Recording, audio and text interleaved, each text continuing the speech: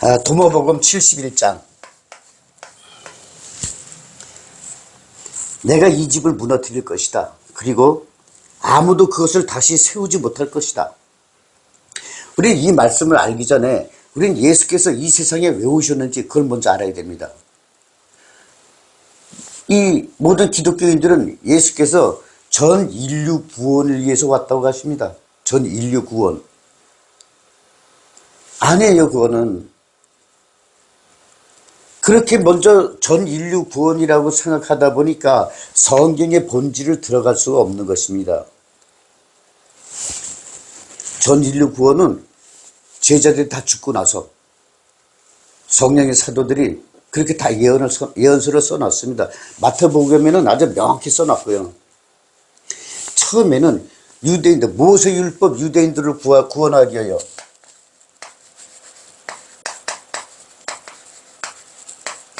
모세율법 유대인 구원을 위해 이 땅에 오셨습니다. 왜냐하면 모세율법을 폐기하기 위해서. 그런데 우리 마태복음에 보면은 무화과 나무의 비유가 있습니다. 예수께서 제자들하고 같이 아침에 일찍 예루살렘 모세율법 건축물로 가려고 하는데 배가 고팠어요. 그래서 지나가는 길에 무화과 나무가 있으니까 이 무화과 열매를 먹으려는데 무화과에 열매가 없어요. 그래서 예수께서 저주하십니다. 너는 앞으로 영어처럼 나무 열매를 맺지 못하리라.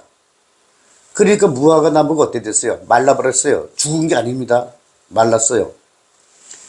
이 의미는 예수가 무화과 나무입니다. 그래서 예수께서는 무화과 나무로 이 땅, 유대인 땅에 왔는데, 유대 나라에 왔는데, 도저히 구원할 가치가 없는 거예요. 그래서 예수께서 선포하시는 겁니다. 이제부터는 내가 유대인 땅, 유대 나라에 유대 나라 이 유대인들을, 모세율법 유대인들을 구원하지 않겠다는 선포예요. 그 근거는 뭐냐? 그러고서 한 2장 정도 지난 다음에 예수께서 제자들에게 뭐라 그래요? 너희는 무화과 나무의 비유를 배워라. 어떤 무화과 나무? 말라 죽게 한 무화과 나무. 그래서 예수께서 말라 죽은 무화과 나무에서 새순이 돋거든 여름이 다가온 줄 알아라. 즉 구원이 다가온 줄 알아라. 그건 뭐냐? 무화과 나무가 말라 죽었다. 우리 도마복음에서도 한번 나왔었죠. 하면서 제가 이사야서 예언서를 통해서 이스라엘 온 족속의 뼈가 말랐으니 소망이 없어졌다. 그래서 우리는 모두 멸절되었다.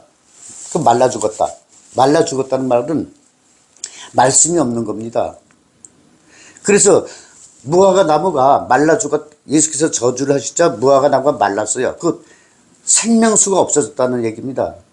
그건 뭐냐? 모세율법 유대 나라의 성령의 말씀을 전파를 안 하겠다는 의지죠. 모세율법 유대인을 버리겠다는 말입니다. 그러고 나서 예수께서 죽으러 가시기 전에 제자들 모아놓고 너희는 무화과 나무의 비유를 배워라. 그 마른 무화과 나무에서 새싹이 돋거든. 즉 뭐냐? 새싹이라는 건 뭐냐? 처음에 죽을 때 같이 있었던 민족은 뭐냐? 유대나라인데 유대인들. 모세율법 유대인들. 새순이 돋는다? 새로운 민족을 선택했다는 얘기예요. 새로운 민족을 선택해서 새순이 돋았다는 말은 즉 마른 무화과 나무가 새로운 생명수를 부어서 새로운 민족을 선택한다는 이야기입니다. 이렇게 성경은 부의적 은연중에 그런 말씀 속에 예수의 파동 형태의 제3의 빛 이것이 숨겨져 있는 것입니다.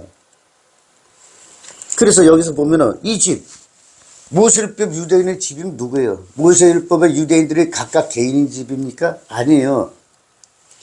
모세율법으로 지은 건축물, 예루살렘의 건축물, 모세율법으로 부르는 성전, 그래서 이 예루살렘 모세율법 건축물,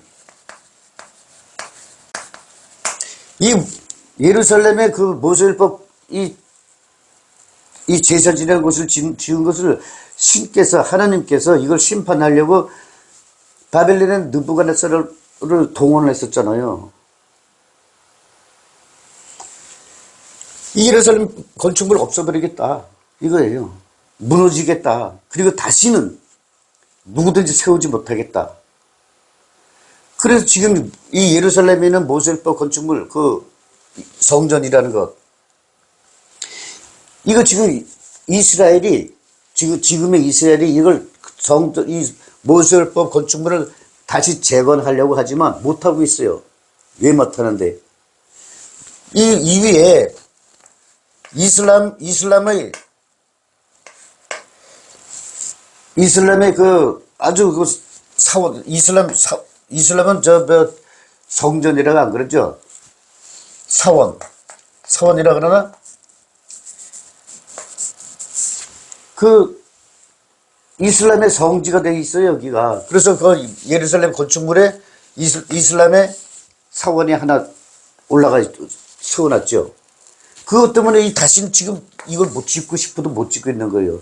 이 말을 뭐냐면 마태복음에서는 죽음이 있는 곳에 독수리가 있다. 죽음. 성경에서 죽음이란 영적인 죽음입니다.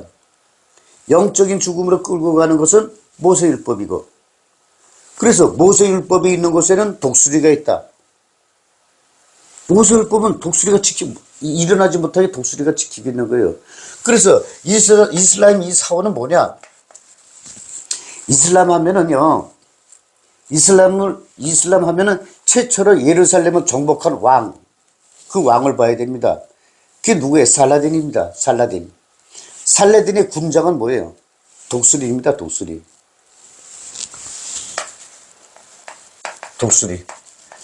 그래서 이런 게 다 의미 있게 비유로 다 이렇게 앞뒤로 전후 좌우로 봐도 다 맞아떨어지는 거예요. 성경의 비유 말씀은 마태복음이든 그 누가복음이든 마가복음이든 요한계시록이든 이 도마복음이든 창세기든 똑같이 적용됩니다. 하나의 그게 공식화되어 있어요. 언어가. 그래서 이 예루살렘 건축물을 보시는데 다시는 짓지 못하겠다. 못하게 하겠다. 이 말씀이에요. 그래서 우리는 예수님을 할 때, 예수를 딱 생각할 때, 전 인류 구원? 아니야. 최초에는 유대인들을 구원하기 위해서 오셨지만, 구원이라는 것도 또 정확히 알아야 돼요. 구원. 예수 믿고 구원받아서 천국 갑시다 그래요. 예수만 믿으면 구원받는다. 아니에요. 그러면 구원받으면 천국 간대. 이거는 예수를 믿고 성령을 받아 천국에 간다.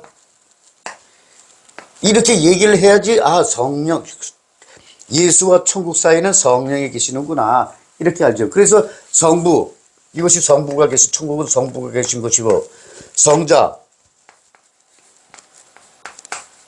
성령 이래 되는데, 지금 교회에서 어떤 교회에서는 그래요. 예수 믿으면 천국 간다. 그러면 예수 믿으면 천국 간다. 그건 뭐냐? 성령을 뛰어넘었어. 바로 예수께서는 뭐냐?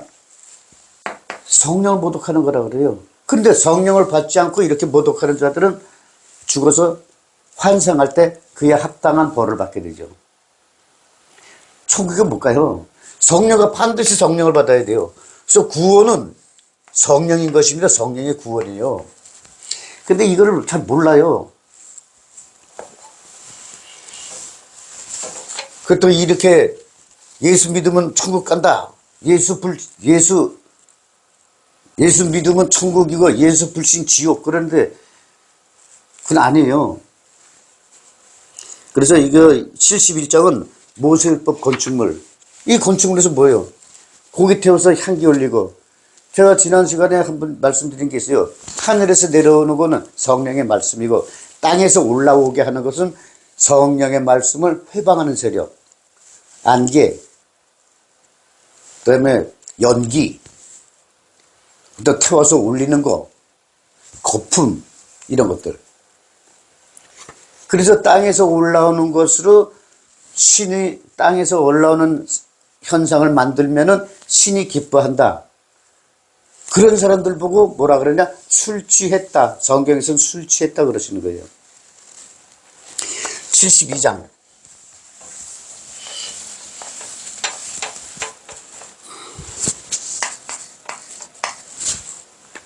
한 인간이 예수께 부탁하기를 나의 형제들에게 말하여 내 아버지께서 물려주신 재산을 나와 나누도록 해주십시오. 예수께서 그에게 말하기를 남자야 누가 나를 나누는 인간으로 만들었는가? 그리고 나서 예수께서 제자들에게 몸을 돌려 제자들에게 말씀하셨습니다.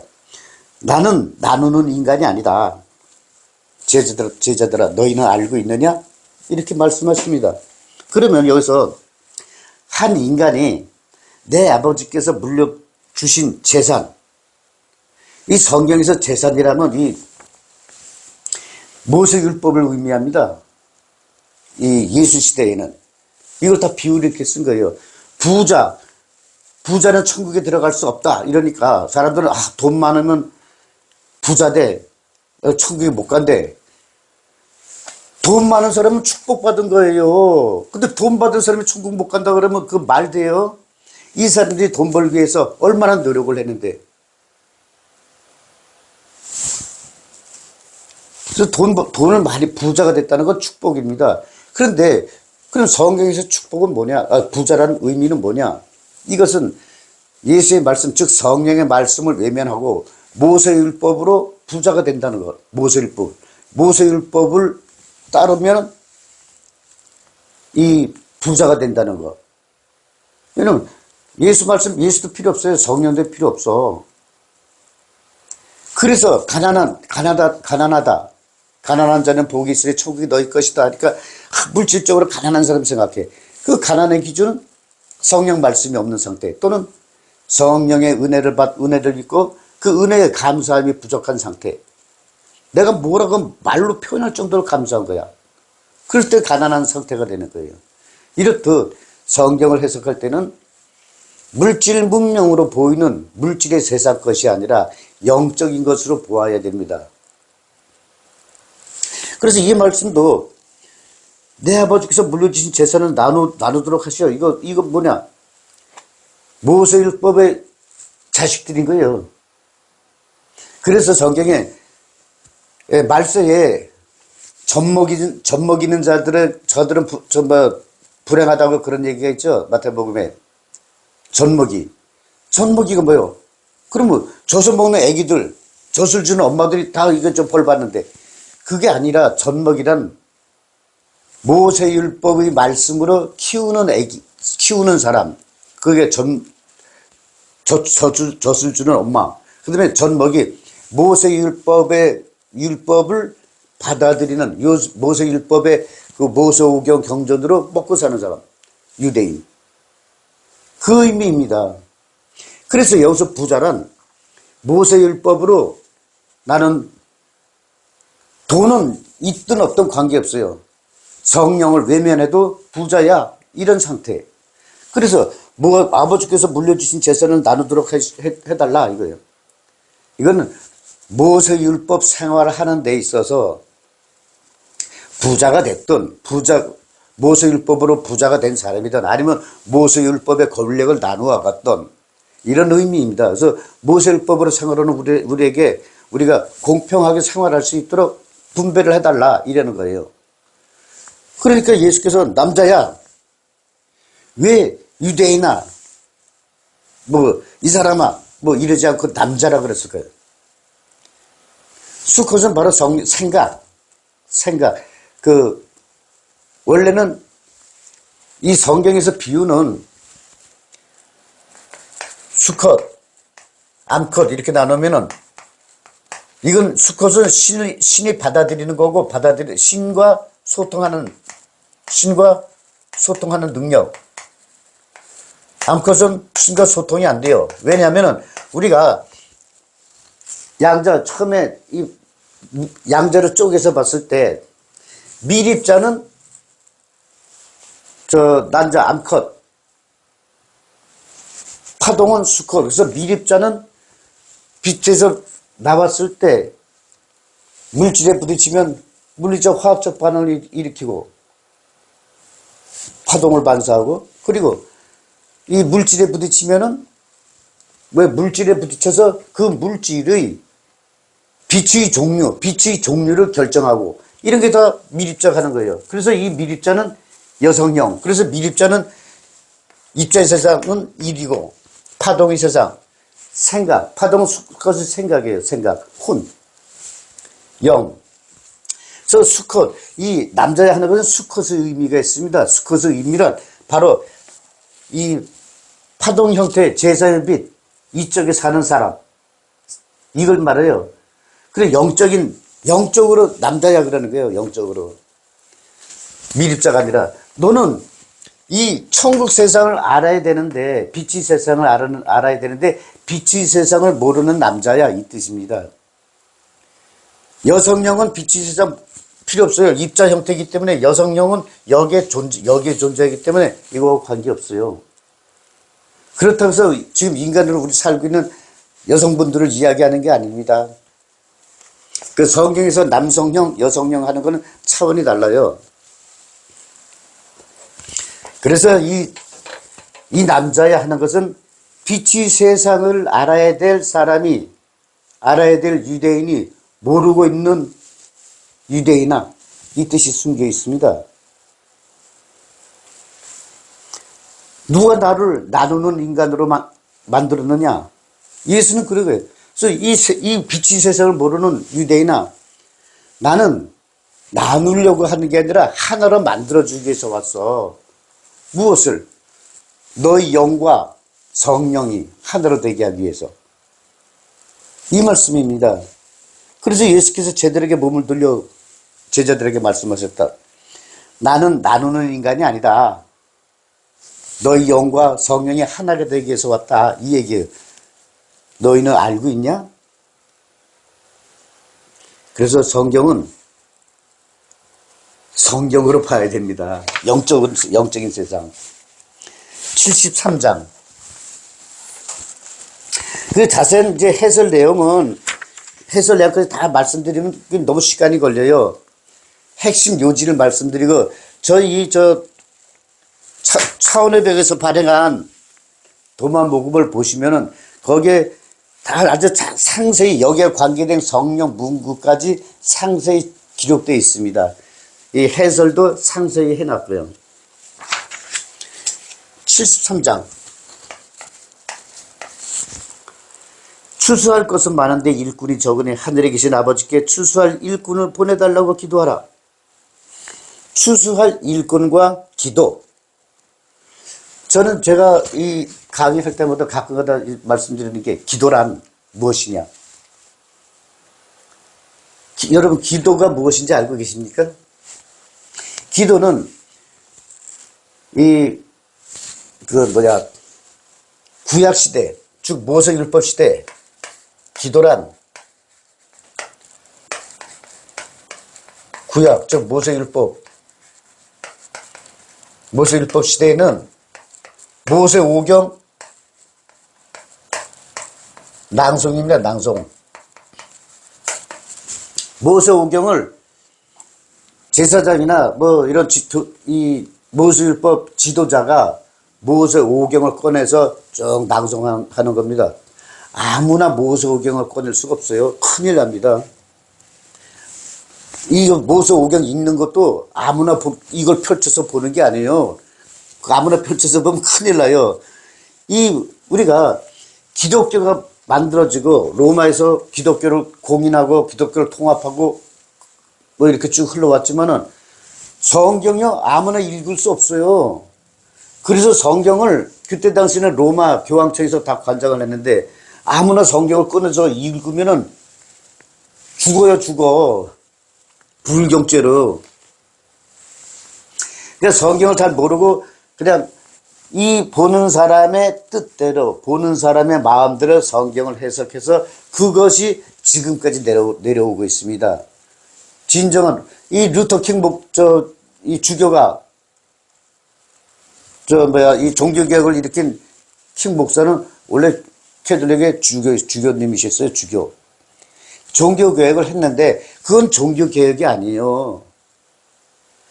캐톨릭의 비리를 부정을 개혁한 거죠. 종교개혁이라 하면 종교의 어떤 혁신적인 변화를 이끌어가는 건데 그냥 어떤 인간 세상에서 활동하는 그러한 법리적인 형태를 개혁한 것뿐입니다. 실제 신은 무엇인가? 여기에 대해서 우리는 잘못 알고 있으니까 신을 이렇게 믿어야 된다. 그리고 신을 섬기는 건 어떻게 섬겨야 된다. 신은 우리에게 무엇을 요구하는가? 신은 다른 거 없어요. 우리하고 대화를 요구해 대화하기를 원해요. 이런 걸 찾아서 이 어떤 진정한 이 신앙생활을 할 수 있도록 만들어야 되는데 그런 개혁 과정은 하나도 없었어요. 그리고 예수 시대에는 기도가 예수께서 주의 기도문을 주기까지는 기도라는 게 없었어요. 그냥 모세오경 낭송이에요. 그래서 예수께서 제자들에게 주의 기도문을 주잖아요. 기도문. 너희는 기도를 이렇게 하라. 예수의 첫 번째 명령. 이 주의 기도문은 바로 성령을 초빙하는 신비한 기도문입니다. 신비한 능력이 있어요.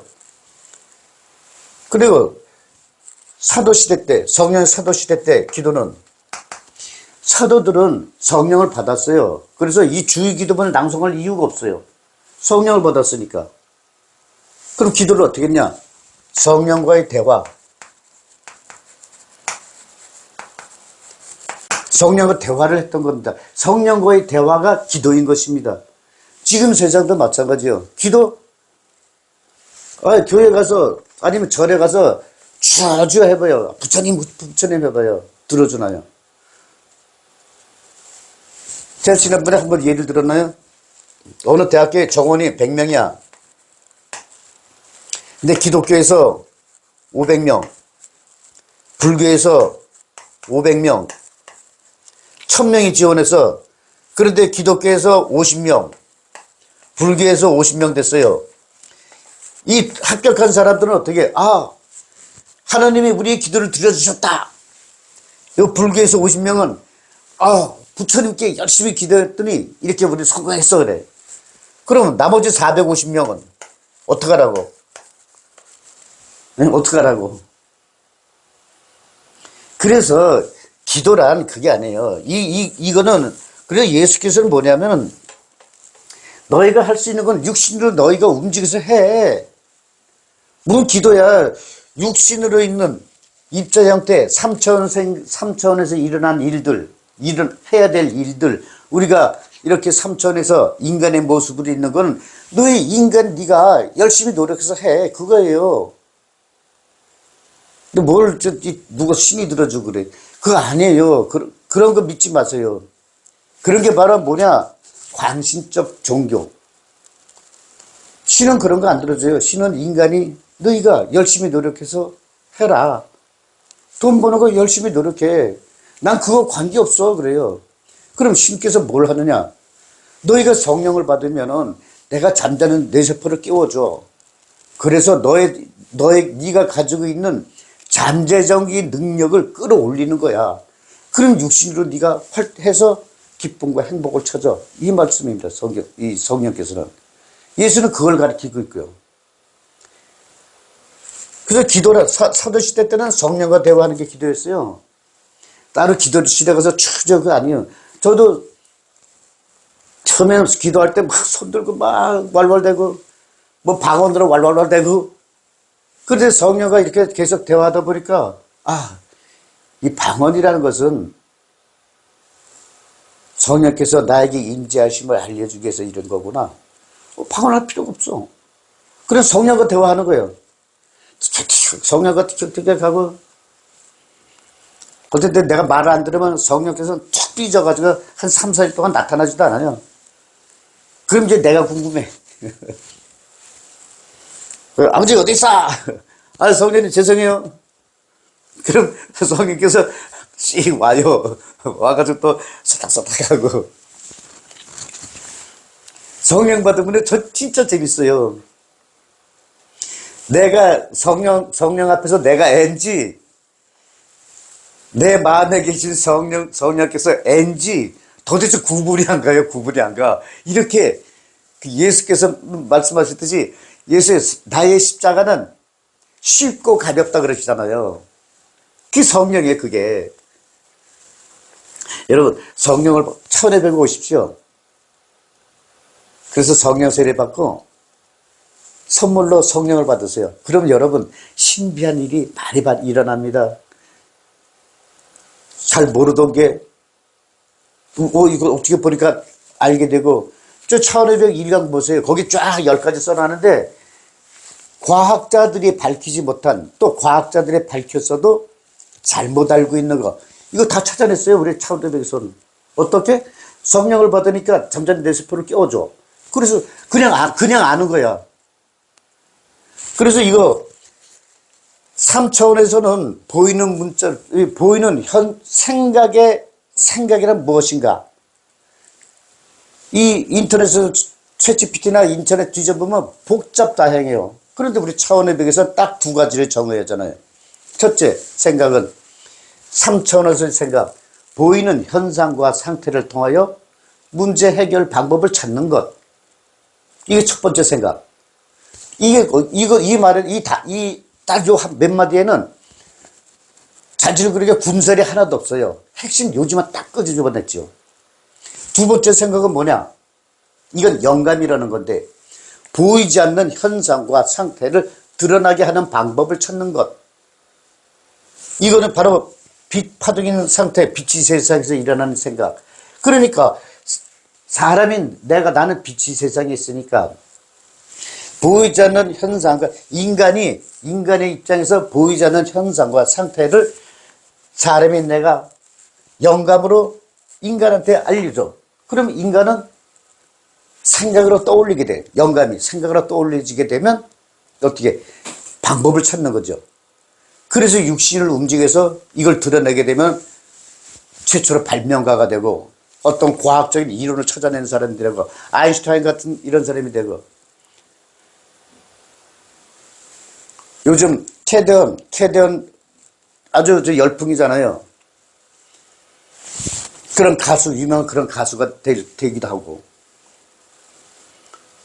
자기 소질에 따라서 능력이 개발되는 거예요.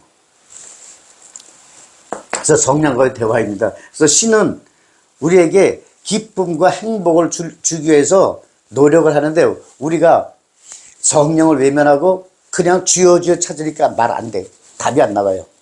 그러나 성령을 받게 되면 신비한 체험을 하게 됩니다. 제가 주의 기도문 낭송하면서 체험했던 것도 말씀드렸습니다. 그래서 추수할 것은 많은데 일꾼이 적으니 하늘에 계신 아버지께 추수할 일꾼이 누구예요? 일꾼이 누굴까? 여러 가지 다 막 얘기가 나와요. 그 추수한 일꾼이 누구라는 것을 단정 지으는 게 바로 기도하라. 주의 기도문은 성령을 초빙하는 것이다. 그래서 추수할 일꾼은 성령이 되는 거예요. 이 우리가 요한계시록을 보면은 검은 말 탄 자는 저울을 가지고 뭐 이 말이 있어요. 그러면 이거는 이제 여러분들이 성경 해석하는데 도움이 되고자 해서 이제 드리는 거예요. 검은 말은 뭐고 탄 자는 누굴까요? 검은색이라는 것은 창세기에 보면 까마귀가 나와요. 어떤 이제 심판자, 까마귀는 소멸시키는 심판자. 검은 말은 이 목적지를 향해서 가면서 목적을 정해서 그곳에 가서 심판하는 천사. 왜 천사냐? 천사는 신이 부리는 영이에요. 즉 성령을 받은 사람. 그리고 검은 말을 탄 자. 검은 말은 뭐냐? 천사, 즉 신이 부리는 영, 성령을 받은 사람이고, 탄 자는 검은 말을 탄 자야. 이건 누구예요? 성령. 성령께서 검은 말, 이 천사를 조종하는 거예요. 조종해. 그래서 저울을 가서 탄 자는, 이 성령께서는 저울을 가지고 있다가 죄의 분량을 이제 재는 거죠. 그래서 이게 성경은 비유를 이렇게 다 써 있습니다. 여러분, 이게 저 비유의 말을 알게 되면, 우리 차원의백에서 발행한 성경하는 비유사전, 그걸 알면은, 이 요한계시록도 재밌어요. 야, 이게 뭐, 이런 내용이 있구나. 그래서, 추수할 것은 많다. 추수를 뭐예요? 추수할 것은 뭐예요? 모세율법 유대인. 그래서 모세율법의 유대인을 모세율법에서 구원해내요. 성령을 받게 해야 되는데 일꾼이 적다. 즉 성령을 받은 사람이 너무 적다. 그러니까 너희는 주의 기도문으로 기도해라. 그래서 성령을 받아라. 이 말씀 하시는 겁니다. 74장.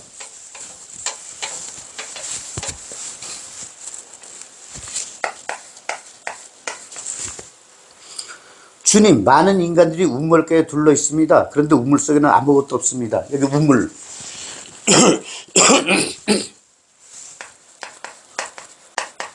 우물, 샘, 물, 강, 홍수. 이 물에 대한 거는 보통 요 5가지가 나옵니다. 그런데 물이 없는 곳은 꼭 성경에서는 우물을 비교해요. 샘이나 우물이나 웅덩이에 물이 고이는 건 마찬가지잖아요. 그런데 뭐냐면 샘은 자연상태, 우물은 인간이 만든 가공된 샘, 이 뜻입니다. 그런데 여기에 물이 있으면 다행인데, 물이 있으면은 사람이 이 샘은 뭐야? 비가 와서 자연적으로 고인 물이에요. 샘물. 즉 생명수. 샘은 성령의 말씀이 물 하면은 고인 곳인데, 샘물 하면 성령의 말씀이 있는 곳, 성령의 말씀이 있는 것. 샘이다, 샘이 있다 그러면 성령께서 말씀을 주시는 곳이다 이렇게 되고, 샘물이 있다 하면은 성령의 말씀이 있는 곳이다 이렇게 되는 거예요. 그리고 우물은 성령을 받으려고 그러는 거예요. 받으려고 만든 거야, 인간이. 그래서 물이 고였다 하면은 사람이 성령을 받으려고 이렇게 모였는데, 거기 성령 말씀이 있어서 성령을 받을 수 있게 되는 거예요. 근데 물이 없어. 즉 이건 가공된 말씀인데 생명수가 없다는 얘기예요. 그럼 뭐예요? 모세율법이잖아요. 모세율법은 모세가 말씀을 가공했어. 모세율법은. 그래서 예수가 모세율법을 폐기하라는 거예요. 그러니까 당연히 여기 물이 없지.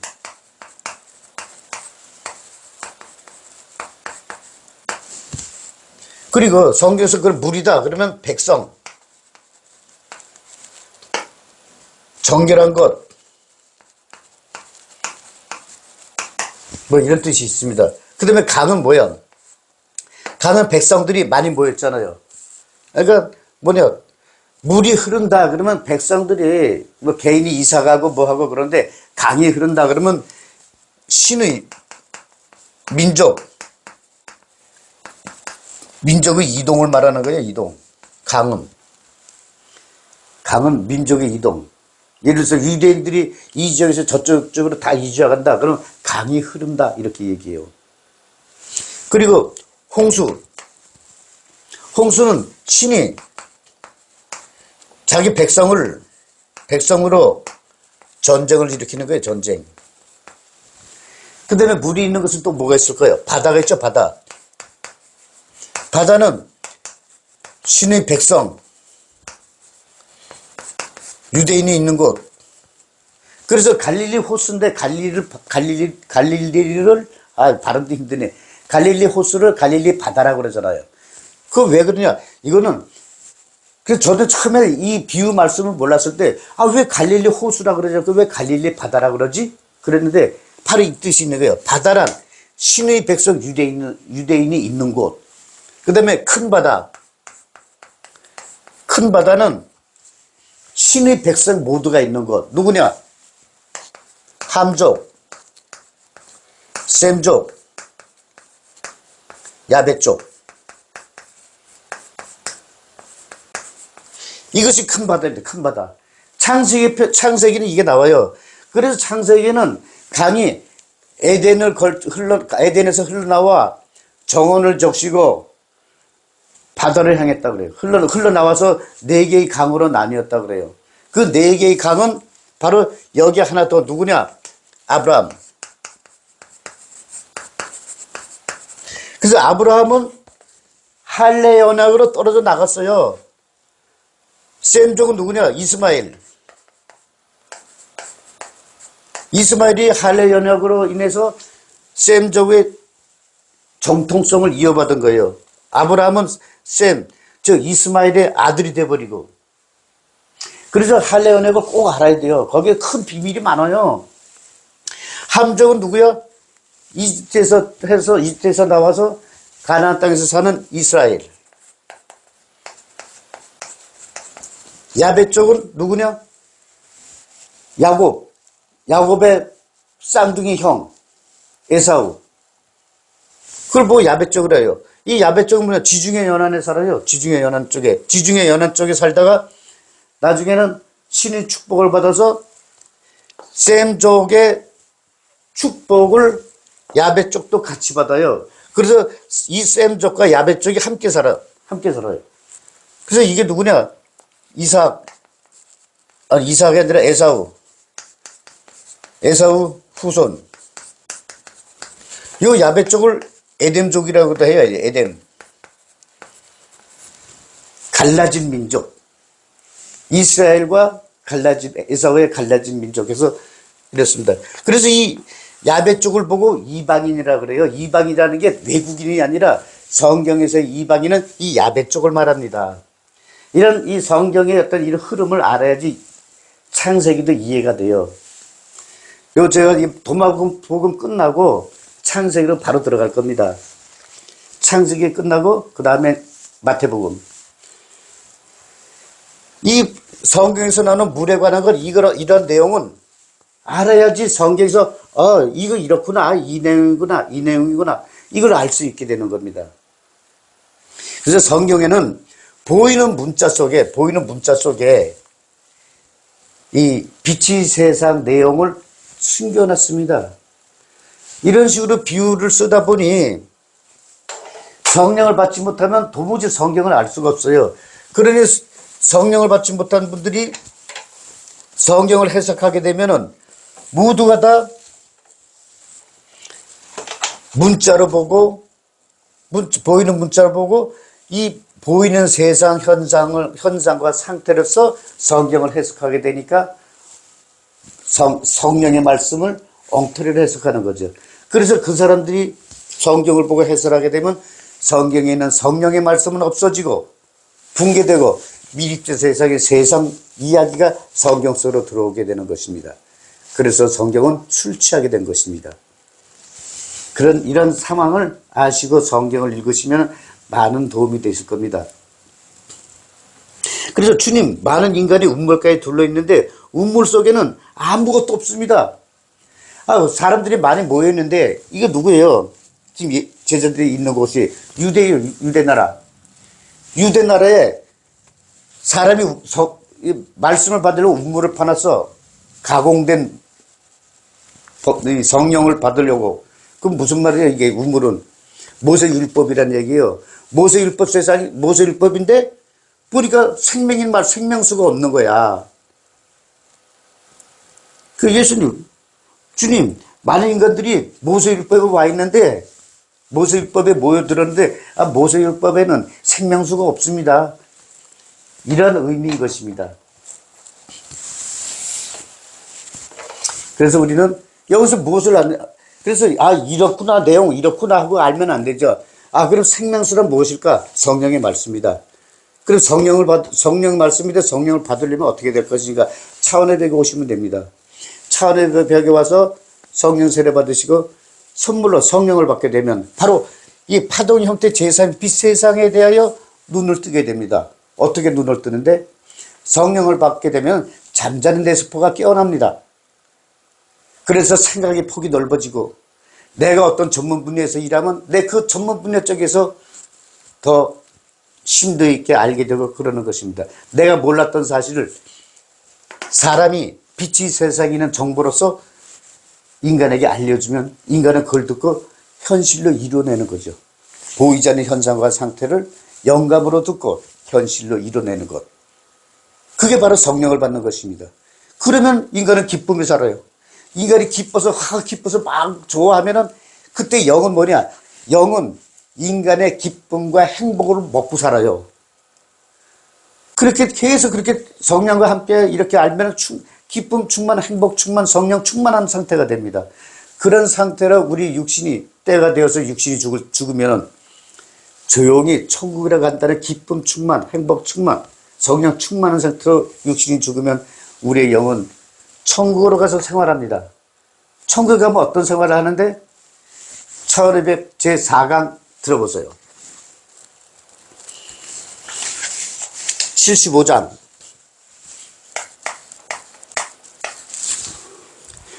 내가 많은 인간의 문 앞에 서 있지만 혼자 된 인간의 신방에 내가 들어갈 것이다. 이것도 마찬가지로 예수께서 유대인들에게 말씀하시는 겁니다. 이거를 지금 살고 있는 나의 입장으로서 이 말씀을 보게 되면 맞는 게 하나도 없어요.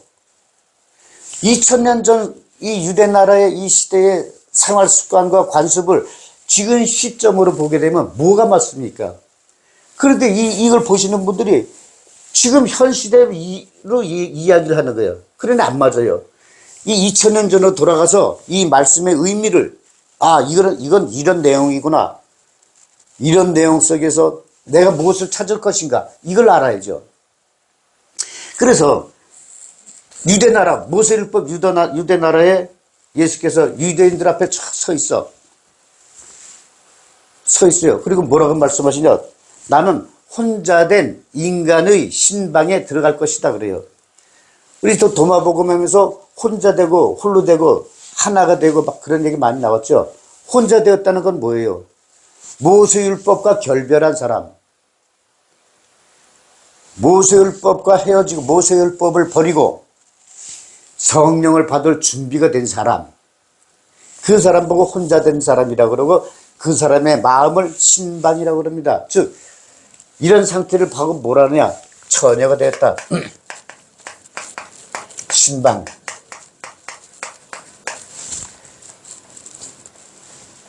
그럼 신랑은 누구예요? 바로 이것은 성령이 되는 겁니다. 성령. 그래서 성경에서의 처녀의 기준은 2000년 전 당시 처녀라고 하면은 육체적으로 남녀 간의 경험이 한 번도 없었던 그런 상태를 처녀라고 그러는 것이 아니라 이때 당시에 이 처녀의 용도는 지금 우리 2000년이 지난 지 현대에서 그 문자를 보니까 처녀라고 하지만은 이때 당시에는 뭐냐? 성령 받을 준비된 자를 처녀라고 그랬어요. 처녀. 그래서 예수는 예수는 처녀에게서 태어났다는 걸 입증을 해요. 지금 이 교회나 이 천주거든, 기독교든 개신교든 마찬가지예요. 예수의 처녀성을 예수가 처녀에서 태어났다는 것을 증명을 못해. 왜 증명을 못하냐면 예수는 다윗 후손으로 와서 처녀에게 태어난다. 이게 예수에 대한 예언이에요. 그러면은 처녀에게서 태어나면 다윗 후손과 합방을 하면 안 돼. 다윗 후손과 합방을 하면은 처녀가 아니잖아. 그래서 동정녀 마리아라 그러죠. 그런데 자, 처녀에게서 태어나면 어떻게 돼요? 다윗 후손과 관계가 없잖아. 또 다윗 후손의 씨를 받아야 되는데 다윗 후손이 아니야. 아니, 단독으로 한 여성이 아들을 임신했는데 예수야. 그런데 그게 어떻게 다윗 후손의 씨야? 우리는 정확히 인간의 인간적으로 해석을 해야 돼요. 왜냐? 우리가 인간이 태어날 때는 뭐냐? 정자는 생각하는 생각이란 혼이고, 난자는 이건 파동이죠, 파동. 그 정자는 유전자에 생각이라는 혼이 유전자에 들어가 있어요. 정보가 파동 형태로. 이 유전자 정보는 유전자 이 지도는 이렇게 보여. 그렇지만 혼의 생각은 안 보여. 파동 형태이기 때문에. 그래서 진화란 요 보이는 유전자 구조, 이것이 진화되는 거고, 파동 형태는 진화와 관계없습니다. 그리고 난자는 뇌세포와 감각세포, 이것이 만나서 인간이 된 거예요. 그래서 인간은 부모님이 태어날 때, 첫 숨을 쉴 때, 들이킬 때, 우리 인간이 태어나면 숨을 내뿜지 않습니다. 처음에는 폐가 공기가 하나도 없어요. 공기를 채워야 돼. 그래서 첫 숨을 딱 들이킬 때 빛보다, 공기보다 빠르게 바로 빛이 세상에서 사람인 영,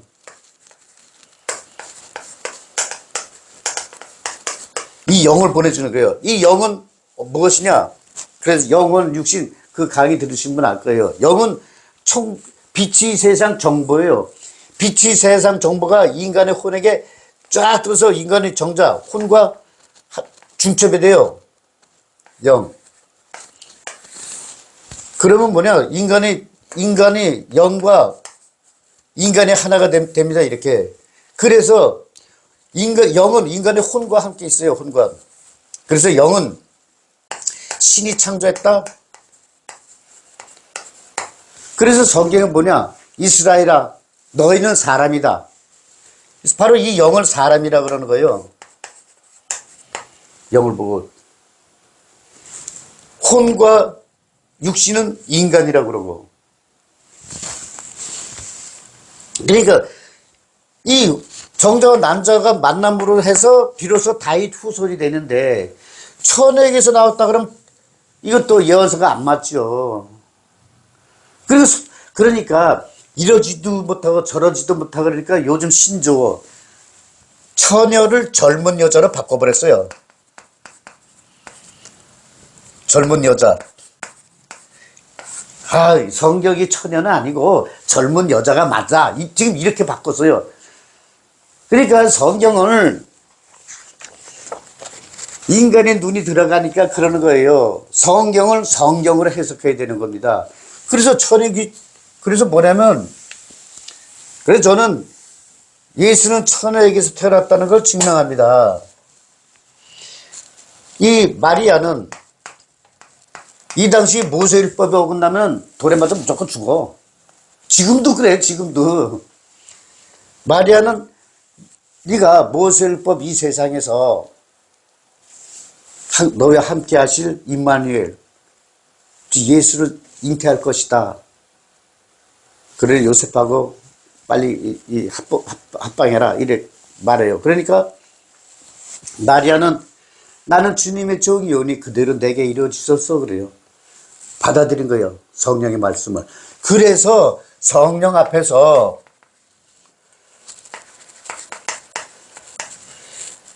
처녀의 밭이 된 겁니다. 밭. 우리가 성경에서 밭, 씨 뿌리는 밭, 말씀에 씨 뿌리는 밭 얘기 많이 나오죠. 그 밭이라는 게 노사 짓는 밭도 있지만은 우리가 말씀을 받는 우리 자신이 밭이 되는 거예요. 밭. 그러다가 이 요셉, 마리아가 요셉에 같은 얘기하니까 요셉이 말을 안 들어. 그래서 성령께서 다시 성령께서 요셉에게 얘기를 하죠. 그러니까 요셉도 받아들여요.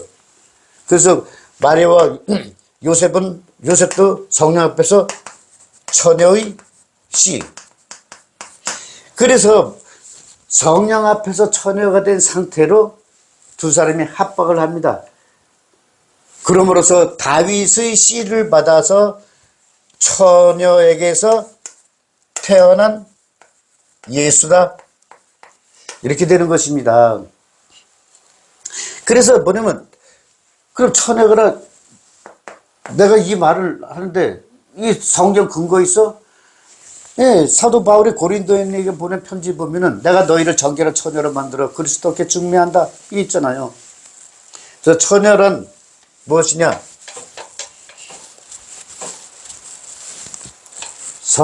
성령을 받아들일 준비가 된 사람. 그래서 우리가 지금 남녀간에 만나도 우리가 처녀라는 건 색깔로 말하면 하얀색입니다. 하얀색. 남녀가 딱 만나서 보통 만났다가 헤어지고 만났다 헤어지고 최종적으로 여성이 나 이 남자하고 그래 결혼할 거야 딱 낙점 찍었을 때 비로소 그 남자가 결혼하잖아요.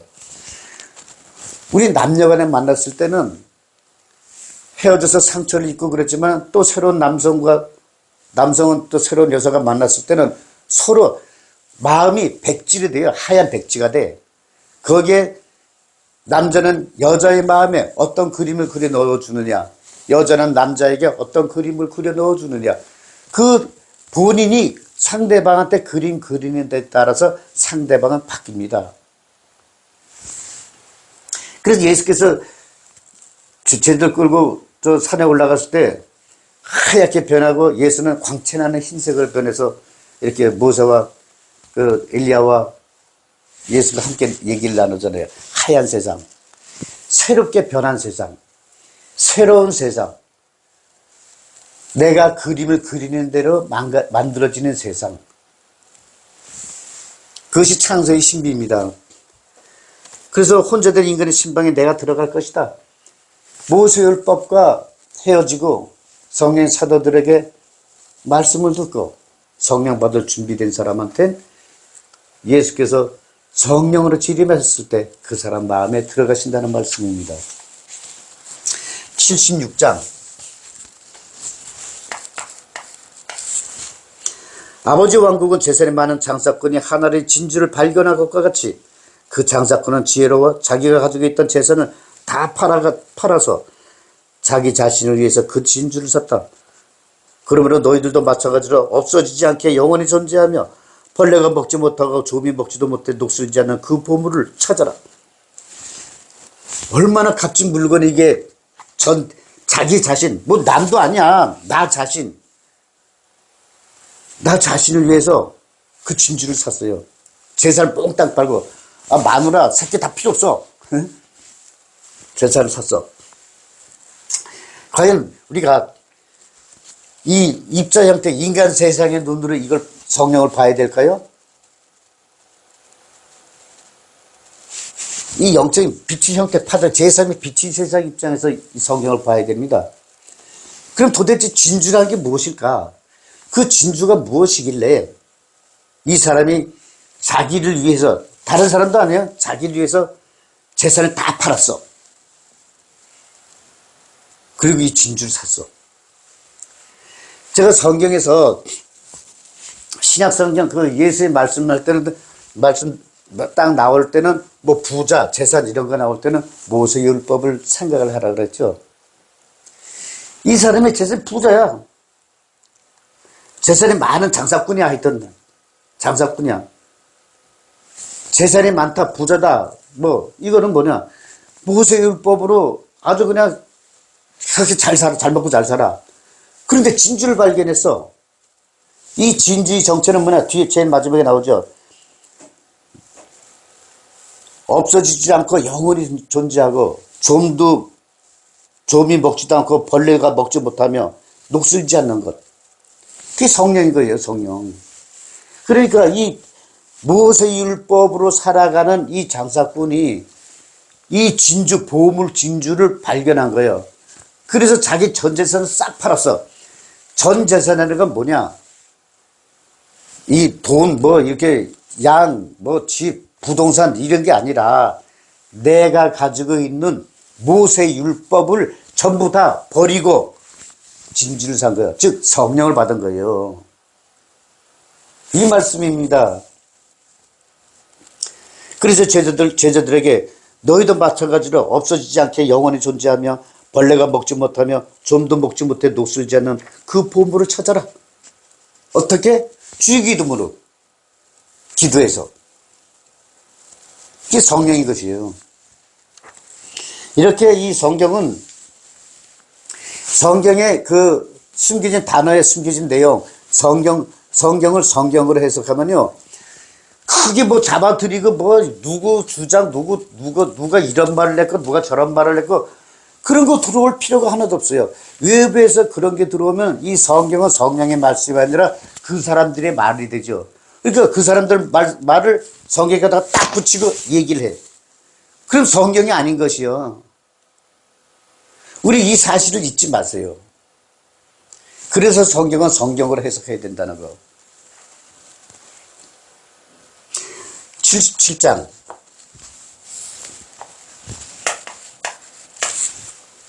나는 모든 걸 비추는 빛이며 내가 모든 것이니 모든 건 나에게서 나왔고 모든 건 나에게 돌아온다.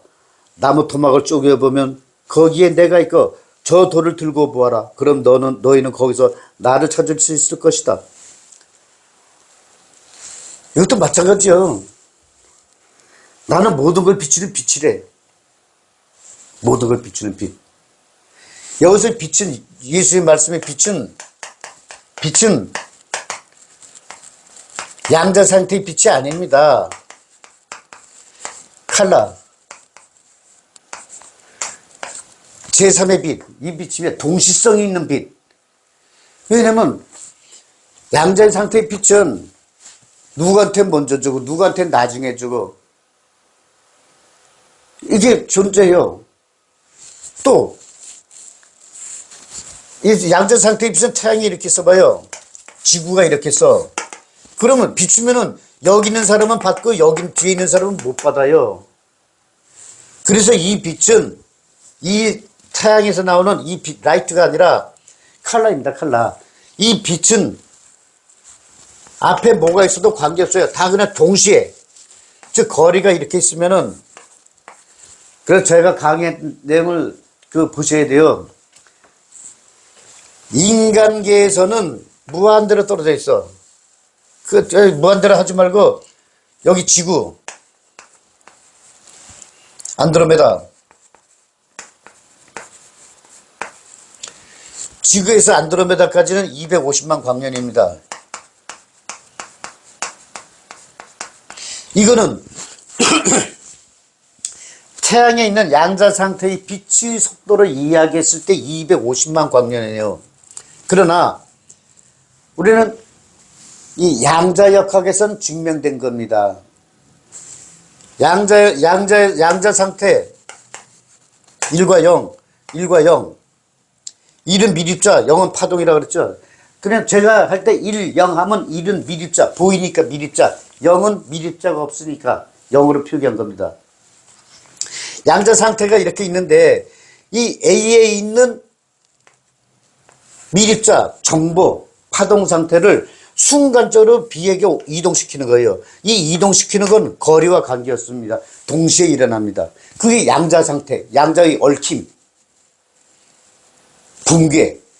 붕괴도 동시에 일어나요. 동시에 얽혀 있으니까. 그래서 제3의 빛, 파동 형태의 이 제3의 빛이 양자 상태에 있는 빛, 파동은 이게 0이에요, 0. 여기에 존재하는 순간 모든 것에 존재하는 뜻이, 존재하는 순간 모든 곳에 존재한다. 이게 바로 빅뱅의 근원의 한 점의 빛. 이 한 점의 빛은 존재하냐? 예, 바로 달빛. 낮에 뜨는 달. 그래서 제 책이 그래서 바로 그걸 증명한 게 이 낮에 뜨는 달입니다. 이 빛은 존재함과 동시에 모든 곳에 존재해. 그래서 이거를 기독교에서 말하면 뭐냐? 나는 스스로 존재한다. I am. 지금 뭐냐? 내가 이동할 때는 어떤 물리적인 힘이 필요한 게 아니라 내 의지대로 존재하는 거야. 그냥 저절로. 바로 이 0이라는 거예요. 0은 뭐냐? 거리가 제로면 어떻게 해요? 거리가 제로면은 어떤 물체가 이동할 때 들어가는 힘이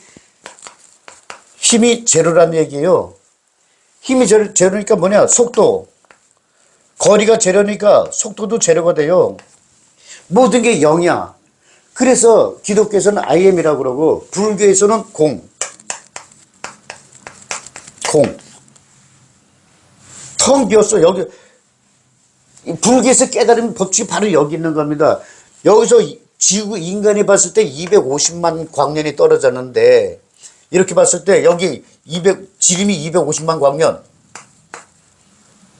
여기 250만 광년, 여기 250만 광년 이렇게 됐다 그래요. 그런데 여기 빛이 딱 존재해. 그 순간 모든 것이 존재하는 거야. 그래서 이걸 공이라 그래요. 너희가 봤을 때는 아무것도 없어. 그러나 꽉 차 있다? 뭘로 꽉 차 있는데? 색으로 꽉 차 있다? 그런데 너네가 색을 보려고 그러면 공이 돼, 공이 돼버려. 그래서 공으로 된 것을 와보면 사실상 색으로 꽉 차 있고, 이게 불가의 깨달음의 법칙이에요. 그래서 제가 산은 산이야 물은 물이야 그 말씀드렸죠. 바로 이거예요. 그리고 불가에서 말하는 색즉 시공, 공즉 시색. 존재하지만 안 보여. 안 보이지만 존재해. 그래서 이 없다, 없는 거는 아예 자체가 없는 거야, 자체가. 그러니까 뭐냐, 공과 무를 혼동해서 쓰는 거예요. 공은 존재하는데 텅 비었고, 텅 비었지만 색으로 꽉 차 있는데, 무라는 건 애시당초 없는 거예요. 여기 분필이 있어요, 분필이 있어요? 이거 분필이 없어. 이거예요, 없어. 그런데, 자, 지금 요 사이에 빛이 있나요? 이게 있죠. 그런데 뭐냐, 빛이 있는데, 이 앞에 분필이 나타났어. 이게 바로 빛의 형성이야, 색. 있으면 나타나는 거야. 근데 무는 뭐냐면, 이게 있으나 없으나 없어. 그냥 무조건 없는 거야. 이렇게 분필이 있는데, 색은 있잖아. 그러니까 무라는 건 빛 자체, 이 컬러가 없다는 얘기예요. 그래서 이게 있어도 안 나타나고 없어도 안 나타나고. 그러나 공은 뭐냐? 나타나는 순간 드러나 보이고, 나타나지 않으면 안 보이고. 그래서 뭐냐면 나는 너희가 모든 걸 비치는 빛이다. 빛은 바로 빅뱅의 근원인 한 점의 빛. 이 의미예요. 빅뱅 때 일어난 빛. 제가 또 빅뱅의 근원 할 때 제 2강 들어보세요. 그럼 거기에 자세히 설명되어 있습니다. 그래서 예수께서 말씀하시는 빛은 칼라라는 거, 이 빛이 아닙니다. 모든 것은 나에게서 나왔고 모든 건 나에게로 들어온다. 우리가 이 말씀 뭐예요? 우리가 사람 사는 세상에 사는데, 그래서 신은 인간에게 기쁨과 행복을 주기 위해서 존재하시는 거예요. 인간에 태어나서 영과 함께 존재해. 그런데 인간의 뇌세포가 90%는 잠자. 그래서 이 영은 천국 세상을 천국 세상, 빛의 세상 정보를 100개를 가져왔는데 90개는 이미 날려버렸어요. 10개밖에 안 남았어. 그러니까 잠자는 뇌세포를 깨워주는데 한계가 있는 거예요. 그래서 영이 이 인간에게 나 성령 좀 받게 해줘. 그렇게 부탁하는 거예요. 그래서 육신의 도움으로 성령을 받게 돼. 그러면 내 세포를 깨우면 어떻게 돼? 점점 천국, 궁창을 열 수 있는 이런 이 암호화된 이 비밀을 푸는 거예요. 그 암호화된 비밀은 뭐냐? 더 기쁘고 행복하게 사는 거. 죽을 때 기쁨과 행복이 충만하게 성령과 함께 충만하게 됐을 때 그때 비로소 천국의 암호화 열쇠는 천국의 이 궁창은 열리는 것이죠. 그래서 성령을 받으면 천국에 들어가서 다시 태어나는 거예요. 바로 그 얘기예요. 다시 돌아오는 게 성령을 받고 성령과 동행해서 천국으로 돌아오면 그게 바로 나에게 돌아온다. 너희 영은 빛이 세상에서 보내줬으니 빛이 세상으로 돌아간다. 우리 대한민국 속담 사람이 집에서 편안히 죽으면 호상났다 그러고 돌아가셨습니다 그러죠. 길에서 죽으면 어떻게 죽었다 그러잖아. 왜 전쟁터에서 돌아가셨다 안 그래요? 전쟁 나서 그 전쟁터에서 죽었어요 그래. 그런데 집에서 가족들이 보는 앞에서 딱 임종을 맞이하면 돌아가셨다 그러고. 그래서 돌아오는데 예수님께서는 이래요. 나무 토막을 쪼개보면 거기에 내가 있다 그래요. 성경에서의 나무는 두 개입니다. 두 가지.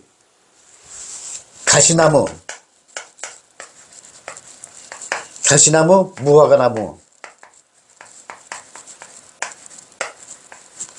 포도나무는 포도나무가 아니에요. 덩굴이에요. 그래서 내가 사랑하는 이스라엘아, 너는 내가 사랑하는 나무다. 이스라엘은 포도원인데 나무라 그래.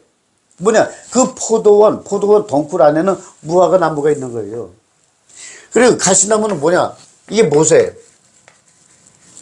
무화과 나무는 예수. 그리고 저 돌들을 들고 보아라. 거기에 너희는 거기서 나를 찾을 것이다. 돌, 바위. 이거 나오면 그래 성령의 말씀.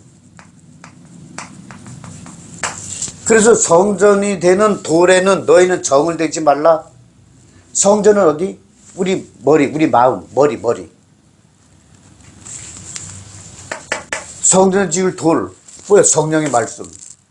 그런데 너희는 성전을 지을 돌에 정을 대지 마라.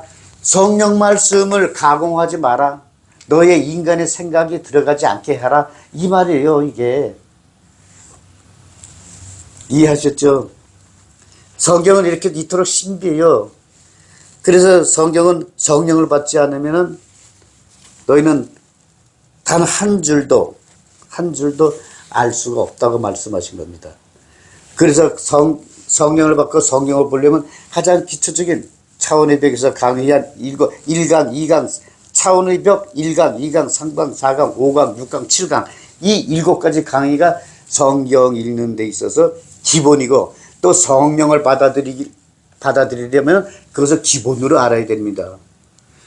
이거 뭐 몇 시간, 예수의 제자들은 3년 동안 개고생했어요. 3년 동안. 그런데 3년 동안 개고생하고 그리고 숨어서 예수 죽은 다음에는 숨어서 도망다니고 그러다가 마가의 달 앞에서 간신히 성령을 받았는데 이제는 그런 시대는 지나간 거예요. 여러분들이 이 방송을 듣고 우리 차원의 벽에 오시면은 근데 방송을 듣고 최소한 그 7개 방송은 다 봐야 돼요.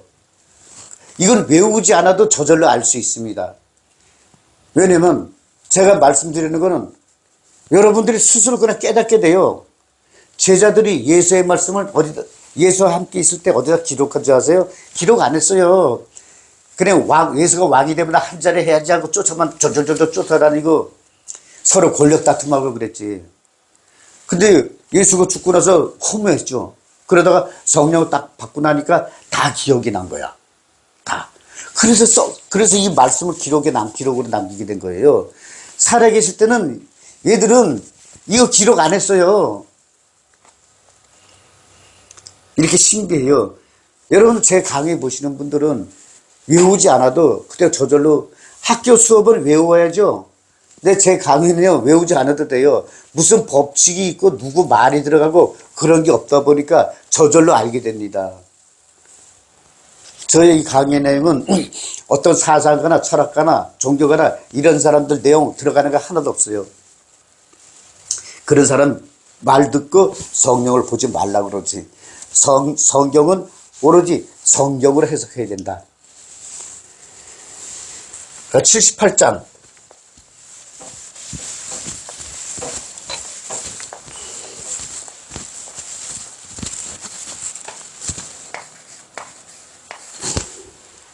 너희는 무엇 때문에 광야로 나왔는가? 바람에 흔들리는 갈대를 보려고? 그리고 부드러운 옷을 입은 인간을 보려고? 보라. 너희의 왕들과 고관들은 부드러운 옷을 입은 인간들이나 그러나 그들은 진리를 알지 못한다.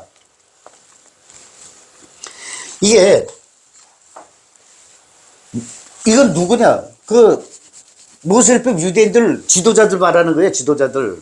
그 지도자들은 누굴 마음속에 신은 누구예요? 모세율법이란 말이에요. 모세율법의 진리는 뭐예요? 모세율법의 진리. 제사. 오직 모세율법은 제사와 절기예요. 절기. 절기인데 절기에 드리는 제사가 핵심이죠. 제사. 제사는 뭐냐?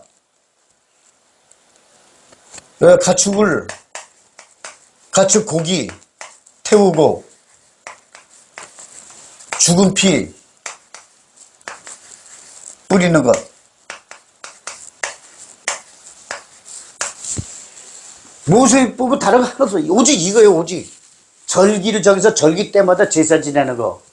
그래서 모세율법 보면 무슨 절기가 그렇게 많은지, 또 지금 현대교회 다니는 사람도 그 절기를 외워내고 줄줄줄 외워내고 난리가 아니에요. 그 이절기 때는 제사를 어떻게 지내야 되고, 저절기 때는 제사를 어떻게 지내야 되고, 옷은 어떻게 입고, 황금을 두른 옷은 어떻게 입고, 황금 초 때는 어떻게 하고, 아이고야, 하여튼 복잡다행해요. 그래서 너희는 그것 때문에 여기서 광야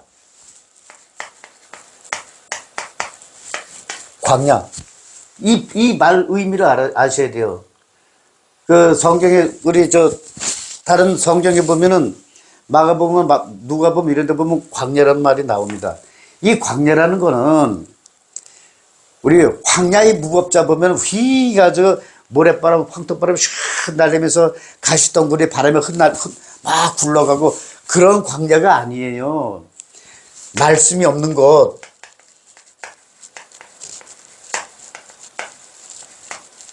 말씀이 없는 곳을 성경에서는 광야라고 기록해 놓은 것입니다. 그래야지 뭔가 풀어져요. 너희는 무엇 때문에 말씀이 없는 곳에 나왔냐? 성령 말씀이 없는 것은 어디예요? 모세율법 세상. 그래서 뭐냐면 너희는 무엇 때문에 모세율법 세상에 왔느냐? 바람에 흔들리는 갈대를 보려고? 바람에 흔들리는 건 뭐냐? 모세율법이 위험하게 하면 찌그러져야 되고, 모세율법이 좋게 하면 또 하하되고 웃어야 되고, 부드러운 옷 입은 인간을 보려고? 나풀나풀하고 부드러운 거, 예루살렘 거기서 지도자한테 가면 그렇게 또 다들 있어요. 뭐가 다른 사람들보다 더 우아하게 보이고 위험 있게 보이고 이렇게 하려고요. 옷깃은 어떻게 하고 옷 끝에는 어떻게 하고. 보라, 너희들의 왕들과 고관들은 부드러운 옷을 입을 인간들이다. 모세율법 여기 건축물에 가면 전부 다 그런 사람들만 모여 있어요. 그러니까 예수는 뭐예요? 그러나 그들은 진리를 알지 못한다. 진리를 모른다. 진리는 뭘까요? 진리. 이 진리는 인간이 사는 목적을 말합니다. 목적. 진리란 누차 얘기 나오지만 기쁨과 행복입니다. 그게 모든 수행자, 철학가 누구든 그걸 연구하는 사람 모두가 하는 건 유식한 말이 많아요. 엄청 많아. 그걸 다 인수분해해서 가장 핵심이 뭐냐? 딱 따져보면 인간의 기쁨과 행복입니다. 행복. 태어날 때 기쁨과 행복을 위해서 태어났고 자라나면서 기쁨과 행복을 먹으면서 자라고 죽을 때도 기쁨과 행복으로 죽는 것. 어떻게 생활해야 돼? 육신이 만든 인간이 만든 사회법을 잘 지키면서 그것이 선악의 십계명, 선악의 법, 십계명.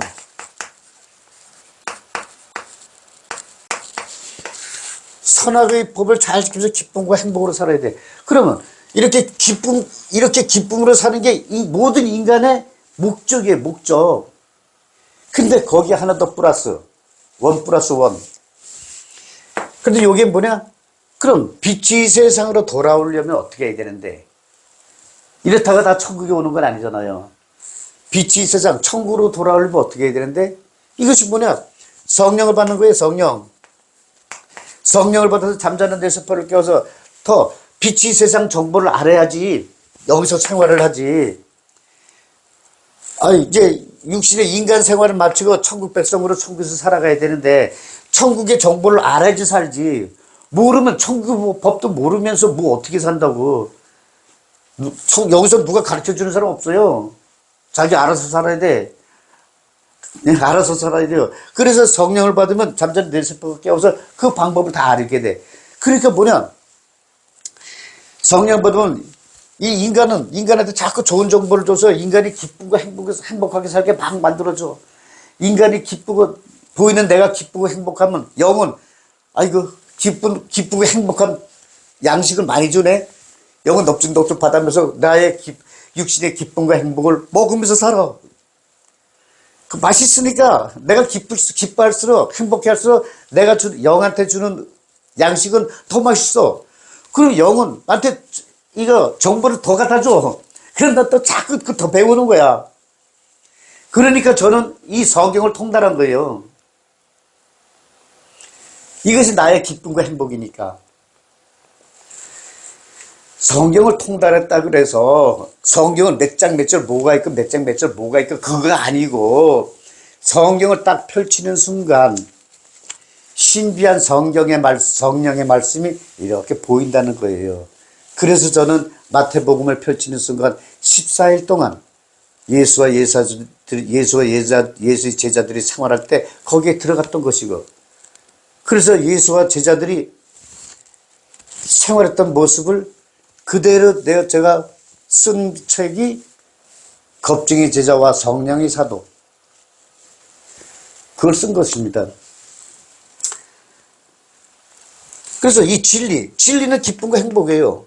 그러다가 천국에 가려면 성령을 받는 것. 그래서 성령이 진리인 것이죠. 진리의 길. 성령을 못 받으면 내 세포를 못 깨우니까 천국에 들어가는 암호를 못 풀어. 그래서 진리의 성령이 되는 거예요. 그런 내용을 하시고 이 도마복음 78장을 이렇게 이해하시면 되겠습니다. 자세한 내용은 이 책,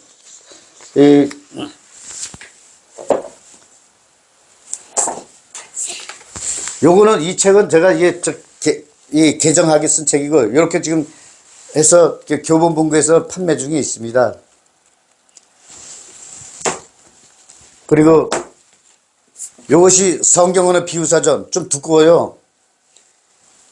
여기서 이제 성경에 나오는 단어들, 각 단어들, 이걸 사전 형식으로 다 썼습니다. 그리고 이 단어를 해석하는 근거는 무엇이냐? 근거 자료를 내죠. 그 성경의 말씀을 근거로 해서 이렇게 또 다 써놨고. 78장은 그렇게 이해해 주시면 되고, 79장.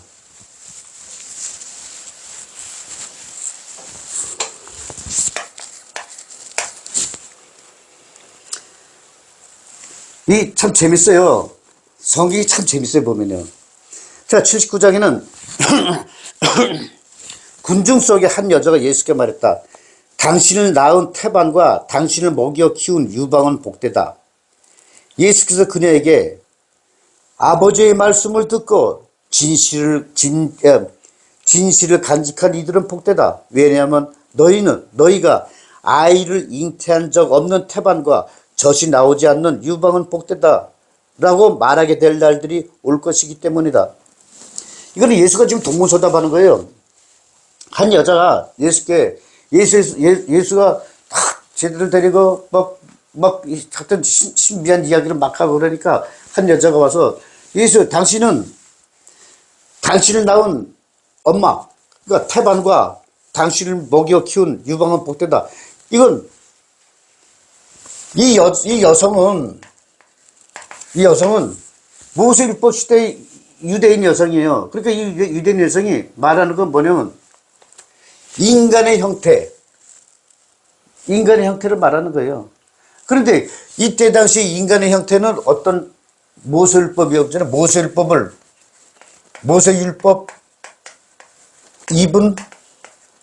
옷 입은 유대인. 이거예요. 그러니까 예수는 다른 말 하는 거예요. 아니, 예수는 너희가 잉태한 적 없는 태반과, 이 여자는, 모세율법 유대인의 여성의 몸에서 나온, 태반에서 나온 당신은 모세율법의 젖을 먹고 자란 당신은 복되다. 이렇게 얘기하니까 예수는 황당하죠. 아이를 잉태한 적 없는 태반. 잉태한 적 없는 태반.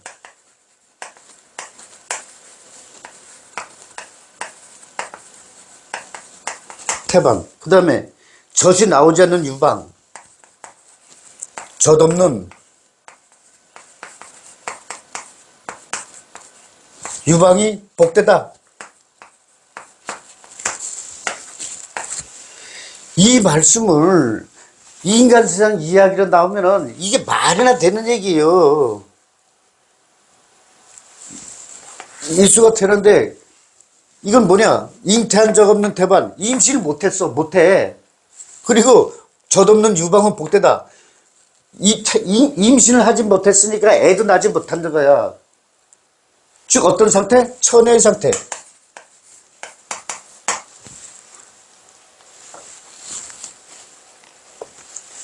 그래서 이런 여자를 복되다 할 날이 오게 될 것이다. 이걸 어떻게 해석해야 될까? 바로 뭐냐면 인간의 육신으로 잉태하지 않는 상태, 인간의 젖을 먹지 않고 자라나는 상태.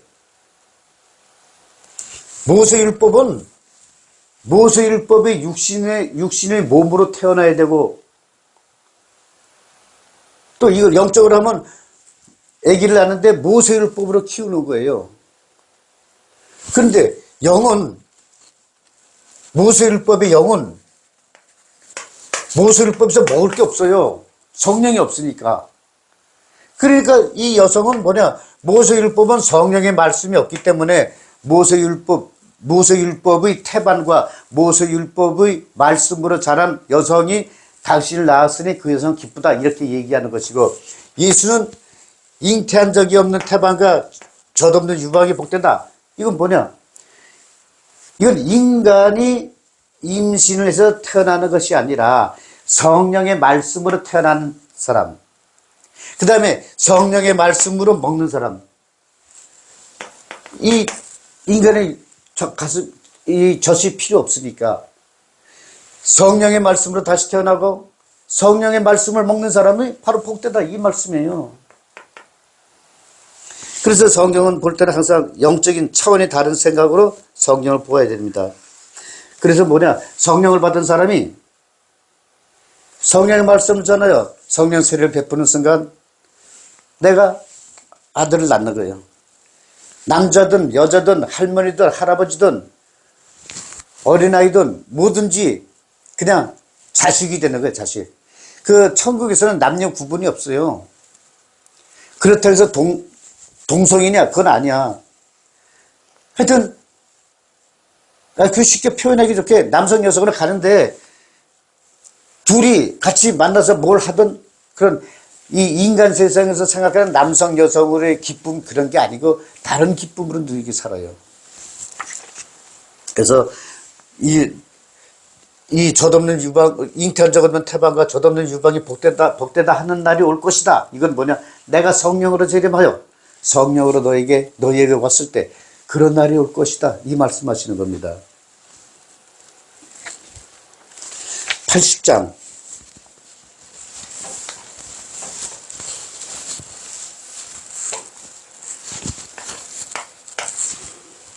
누구든지 이 세상을 알게 된 인간은 몸을 발견할 것이며 이 몸을 발견한 자는 지금 이 세상은 더는 필요하지 않다는 것을 알게 될 것이다.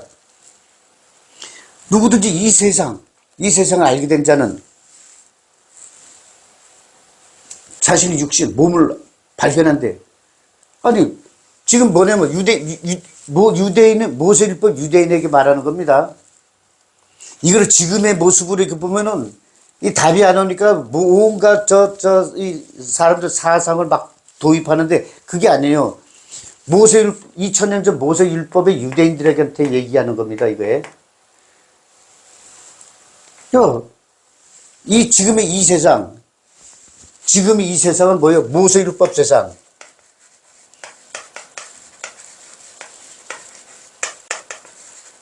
지금 이 세상, 모세율법 세상을 알게 된 인간은 몸을 발견할 것이다. 어떤 몸? 모세율법 옷을 입은 몸을 발견할 것이다. 그리고 이 몸을 발견한 자는 지금 세상은 더는 필요하지 않다는 것을 알게 된다. 왜냐하면 모세율법은 죽은 가축을 죽여서 고기를 태워 냄새를 품어 올리고 땅에서 하늘로 올리고 이거는 뭐예요? 신께 반역을 하는 거죠. 그리고 죽은 피 뿌리고 죽인 고기 나누어 먹고 과연 모세율법 세상에서 죽을 때 나에게는 무엇이 남는가? 모세율법을 살다가 죽으면 무엇이 남는가?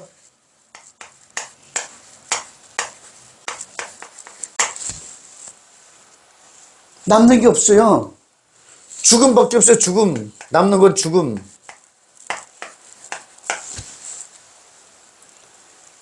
그러니 뭐예요? 죽은 이 몸을 발견한 자는 지금 세상은 더 이상 필요하지 않다는 것을 안다. 그러니까 이걸 발견하면 모세율법 세상은 필요가 없구나. 이걸 안다는 얘기예요. 다른 거 없어요. 그래서 성경을 볼 때 신약 성경은 지금의 나에게 얘기하는 게 아니고 지금의 이 세상을 이야기하는 거 아니고 그러니까 전제 조건 예수가 이 세상의 목적 거기에 대한 전제 조건이 잘못되다 보니까 지금 이런 황당한 사건이 벌어지는 거예요.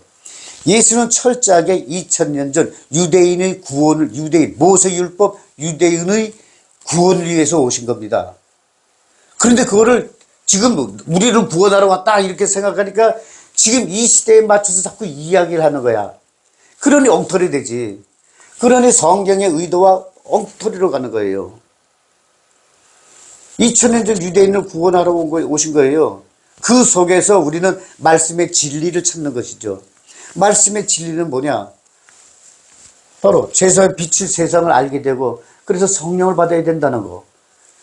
그래서 성령을 받게 되면 잠자는 데 세포를 깨우고 잠자는 데 세포를 깨우면은 우리의 삶의 질이 바뀌어지고 우리가 몰랐던 사실을 알게 되고 천국에 갈 수 있는 그 암호화된 비밀 열쇠를 풀게 되는 것입니다. 그런데 암호화된 비밀 열쇠를 풀지 않아도 돼요. 왜냐? 제가 다 발설했기 때문에. 암호는 뭔데? 기쁨과 행복으로 살다가 기쁨과 행복으로 죽는 것. 어떻게? 성령과 동행하면서. 그것이 천국에 가는 암호예요. 그러려면 뭐냐? 성령을 받아야죠. 성령을 받으려면 어떻게? 차원의 벽에 오세요. 그렇습니다. 그러니까 모세율법 세상의 옷을 입은 이 세상은 더는 필요하지 않다는 것을 알게 되는 거예요. 이게 80장입니다. 80장. 이렇게 성경은요, 그 내용에 성경에 쓰여진 목적, 성경의 목적, 이거를 성경에 국한된 게 아니라 불경, 코란, 모든 종교의 경전에 쓰인 목적, 이것은 육신이 죽은 후 천국, 불교에서는 극락이죠. 극락 가는 거예요. 어떻게 해야지 극락까지? 어떻게? 바로 이것이 철학가나 종교가나 무슨 고승들, 수행자, 고행자들이 연구하는 거. 어떻게 기쁨과 행복이죠.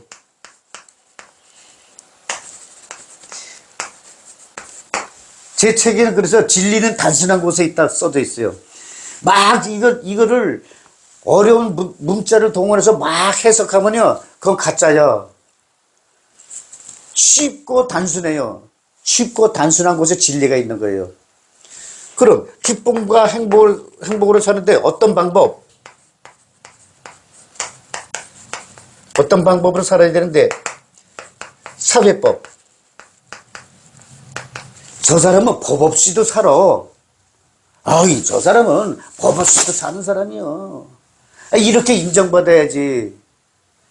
그래야지, 뭐, 석가모니를 믿는다? 예수를 믿는다? 그러면, 예수를 믿으니까 저 사람 법 없이도 살아.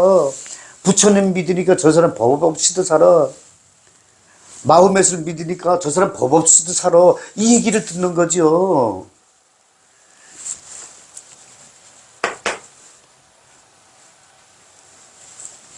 이렇게 사는데, 그럼 진짜 이렇게 가? 아니, 이런다고 해서 천국 가는 게 아니라 성령을 받아야 돼. 불교에서 말하는 미륵. 이거예요.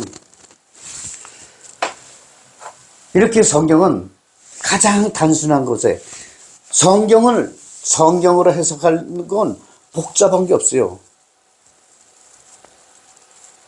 가장 단순하게 아는 것입니다. 그래서 오늘 강의도 여러분 유익하셨다면 구독, 좋아요